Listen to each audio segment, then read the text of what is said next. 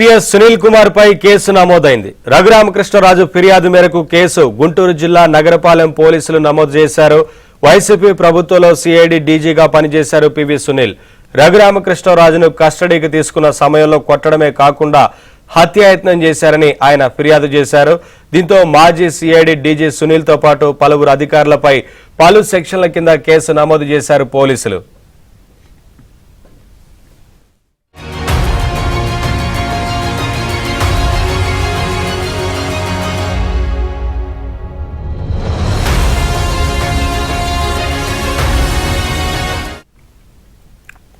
జగన్ ప్రభుత్వ హయాంలో తనపై జరిగిన కస్టోడియల్ టార్చర్ పై గుంటూరు ఎస్పీకి ఫిర్యాదు చేశారు రఘురామకృష్ణరాజు. తనపై పోలీస్ కస్టడీలో జరిగిన హత్యాయత్నానికి బాధ్యులుగా సిఐడి మాజీ chief Sunil Kumar, intelligence chief Seetharamanjaneyulu, మాజీ సీఎం వైఎస్ జగన్మోహన్ రెడ్డి, అప్పటి సిఐడి అడిషనల్ ఎస్పీ విజయ్ పాల్ను పేర్కొన్నారు. తనకు అయిన గాయాలపై కోర్టుకు Guntur GGH superintendent doctor Prabhavathi తప్పుడు నివేదిక ఇచ్చారని ఫిర్యాదు చేశారు. మాజీ ముఖ్యమంత్రి జగన్ రెడ్డిని విమర్శిస్తే తనను చంపేస్తానని ఐపీఎస్ అధికారి పివి సునీల్ కుమార్ బెదిరించారని కూడా కంప్లైంట్ ఇచ్చారు. రఘురామ ఫిర్యాదు మేరకు కేసు నమోదు చేశారు గుంటూరు జిల్లా పోలీసులు.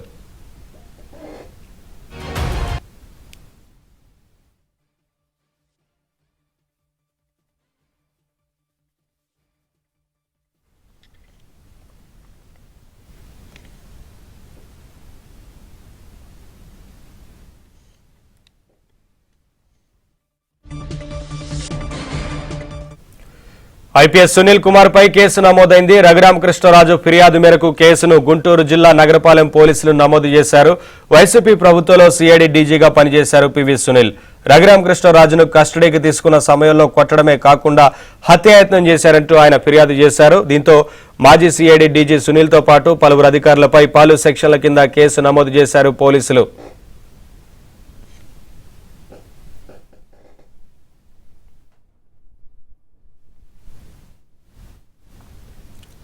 అప్డేట్స్ మా కరెస్పాండెంట్ సాంబశివరావు అందిస్తారు. సాంబశివరావు, సిఐడి డీజీతో పాటు ఇతర పోలీస్ అధికారుల మీద కూడా కేసు నమోదైనట్లుగా తెలుస్తా ఉంది కదా, ఏంటి వివరాలు?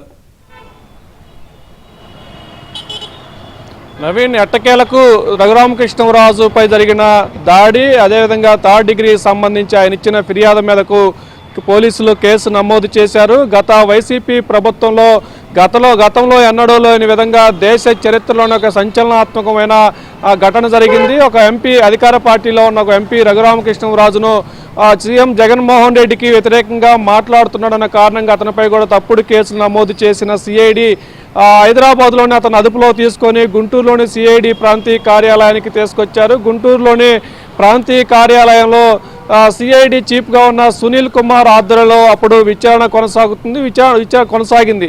విచారణ సమయంలో తనని కస్టోడియల్ టార్చర్ చేశారు, థర్డ్ డిగ్రీ ప్రయోగించారు, తనను చిత్రహింసలకు గురి చేశారు, తనను కొడుతూ వీడియో కాల్ చేసి ఒక తాడేపల్లిలోని కీలక ప్రజాప్రతినిధులు కూడా తనను చిత్రహింసలకు గురి చేసేది మొత్తం కూడా చూపించారంటూ కూడా రఘురామకృష్ణరాజు ఎన్నోసార్లు ఆవేదన వ్యక్తం చేశారు. ఇదే అంశాన్ని గతంలో కోర్టుకు కూడా సమర్పించిన నేపథ్యం. అయితే గత ప్రభుత్వంలో అతనికి ఎలాంటి న్యాయం జరగకపోవడంతో కూడా ఇప్పుడు ప్రభుత్వం వైసీపీ ప్రభుత్వం మారిన తర్వాత కూటమి ప్రభుత్వం అధికారంలోకి వచ్చింది. కూటమి ప్రభుత్వంలో ఎంపీ నుంచి ఎమ్మెల్యేగా ఉండి నియోజకవర్గం నుంచి ఎమ్మెల్యేగా పోటీ చేసిన రఘురామకృష్ణరాజు ఉండి ఎమ్మెల్యేగా గెలుపొంది ఉన్నారు. ఎన్నికలు అయిపోయి ప్రభుత్వం ఏర్పడిన తర్వాత గత నెల జూన్ 10వ తేదీన రఘురామకృష్ణరాజు గుంటూరు జిల్లా ఎస్పీకి ఒక ఫిర్యాదును, ఆన్లైన్లో ఒక ఫిర్యాదును కూడా పెట్టడం జరిగింది.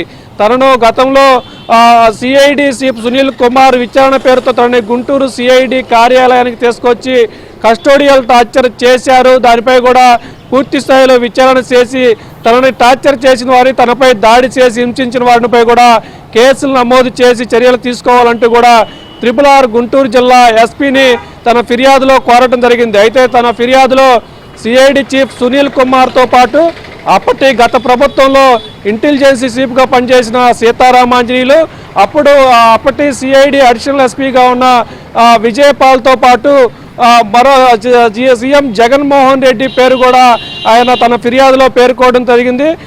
సీఎం జగన్మోహన్ రెడ్డి ఆదేశాల మేరకే అతను చెప్పిన మాటల ప్రకారమే తనని తీవ్రంగా టార్చర్ పెట్టి హింసించారంటూ కూడా రఘురామకృష్ణరాజు తన ఫిర్యాదులో పేర్కొన్నారు.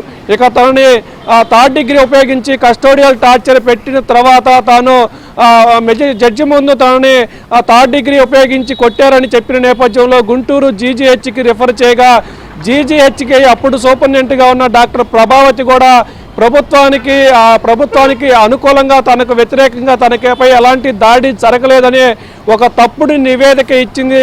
ఆ సూపరింటెండెంట్ ప్రభావతిపై కూడా చర్యలు తీసుకోవాలంటూ కూడా రఘురామకృష్ణరాజు తన ఫిర్యాదులో పేర్కొన్న పరిస్థితి అయితే ఉంది. ఈ మొత్తంగా గత నెల 10వ తారీఖు గుంటూరు జిల్లా ఎస్పీకి ఆన్లైన్లో ఇచ్చిన ఫిర్యాదు మేరకు దాదాపు నెల రోజుల తర్వాత గత రాత్రి గుంటూరు నగరంపాలెం పోలీస్ స్టేషన్లో రఘురామకృష్ణరాజు ఇచ్చిన ఫిర్యాదుపై కూడా కేసు నమోదవడం జరిగింది. ఈ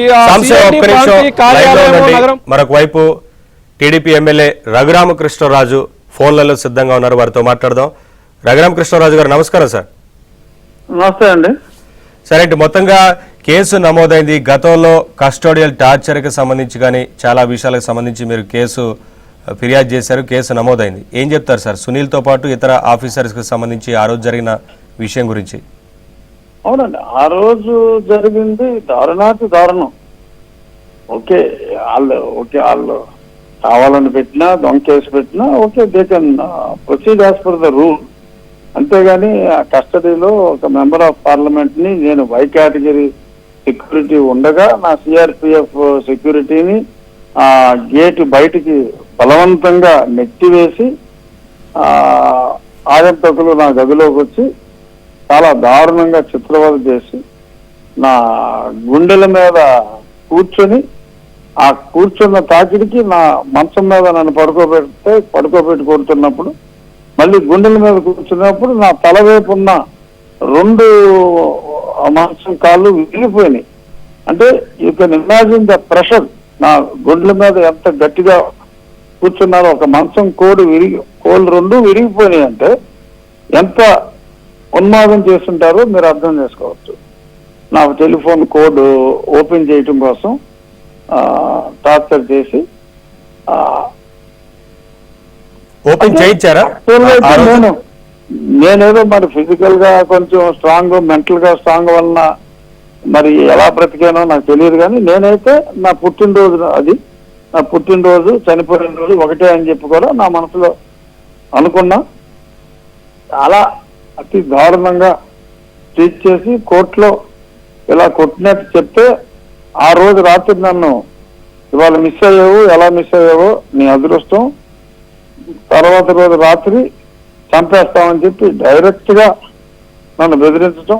నేను కోర్టులో జరిగినట్టుగా చెప్పిన తర్వాత హాస్పిటల్కి వెళ్ళి ఆ రిపోర్ట్స్ అన్ని సబ్మిట్ చేయాలి అంటే కూడా తర్వాత హైకోర్టు కూడా సైమల్టేనియస్ గా ఫలానా డాక్టర్లతోనే హెడ్ డిపార్ట్మెంట్స్ తో రిపోర్ట్ ఇవ్వాలి అంటే వాళ్ళు దొంగ రిపోర్ట్ ఇవ్వడానికి నిరాకరించి ఉన్నట్టుగా రాస్తే వాటిల్ని పక్కన పెట్టి వాళ్ళ కింద డాక్టర్స్ తో తప్పుడు రిపోర్ట్ రాయించుకుని దగ్గరుండి ఇతను సునీల్ కుమార్ ఆ రోజు అతను హాస్పిటల్ కూడా వెళ్ళాడు. ఆ వీడియో ఎవిడెన్స్ కూడా ఉన్నాయి అక్కడ. ఆ ప్రభావతి అన్న ఆ సూపరింటెండెంట్ ని ప్రభావితం చేసి ప్రభావతి భర్త కూడా ఆ గుంటూరు జిల్లా వైఎస్ఆర్సీపీ లీగల్ సెల్ అధ్యక్షుడు, సెక్రటరీ సంథింగ్ ఏదో ఉంది. సో ఆ రకంగా మ్యానిపులేట్ చేసి రికార్డ్స్ అన్ని మ్యానిపులేట్ చేసి చేయటం జరిగింది. ఇది నన్ను కొడుతున్నప్పుడు ఒక టెలిఫోన్ లో వీడియో కూడా చిత్రీకరించి ఎవరికో చూపెట్టడం కూడా జరిగింది. ఇదంతా ముఖ్యమంత్రి కనుసన్నల్లో ముఖ్యమంత్రి మీద నేను ఈ కేసు ముఖ్యమంత్రి బెయిల్ రద్దు చేయాలి అని నేను కేసు వేసినందువల్ల ఆయన కోపగించుకుని నన్ను ఎలిమినేట్ చేయడానికి ఇంత దారుణంగా హింసించి ఇదంతా చేయటం జరిగింది. నేను ఉన్నట్టుగా వాళ్ళ రిపోర్ట్లు ఎలా తారుమారు చేశారు, ఎలాగా నా సిఆర్పిఎఫ్ ని బయటికి పంపించి ఎవరు లోపలికి వచ్చి నన్ను కొట్టారు, ఈ చాలా మంది కానిస్టేబుల్స్ ఈ ఇన్ఫర్మేషన్ అంతా కూడా నా దగ్గర కూడా ఉంది. సింపుల్ ఎంక్వైరీలో ఎన్ని బయటకు వచ్చేస్తాయి. అంత హారిబుల్ బ్రూటల్ టార్చర్. డెఫినెట్ గా ఎటువంటి టార్చర్ చేయటం అనేది ఇలా హింసించడం, హత్యా ప్రయత్నం చేయటం, సాక్షాత్తు హై అండ్ పోలీస్ ఆఫీసర్స్ ఇందులో పాత్రదారులుగా ఉండి చేయటం అనేది అసలు అట్రాషియస్. ఇటువంటి దాన్ని నేను పోరాటం చేయకపోతే ఓకే ఇంకా ప్రజలకి ఎవరికి కూడా న్యాయస్థానాల మీద లేదా ఈ పోలీసు వ్యవస్థ మీద పూర్తిగా నమ్మకం ఇప్పటికే పోయింది గత ప్రభుత్వంలో. మళ్ళీ అదంతా ఇప్పుడు చంద్రబాబు నాయుడు గారి నాయకత్వంలో I hope it will restore. ఆ దిశగానే పడిన ముందడుగ్గా ఈ ఎఫ్ఐఆర్ రిజిస్టర్ అవటాన్ని నేను భావిస్తున్నాను. Okay, thank you Raghurama Krishnaraju గారు ఫోన్ లైన్లోకి వచ్చి స్పందించినందుకు థ్యాంక్ యూ.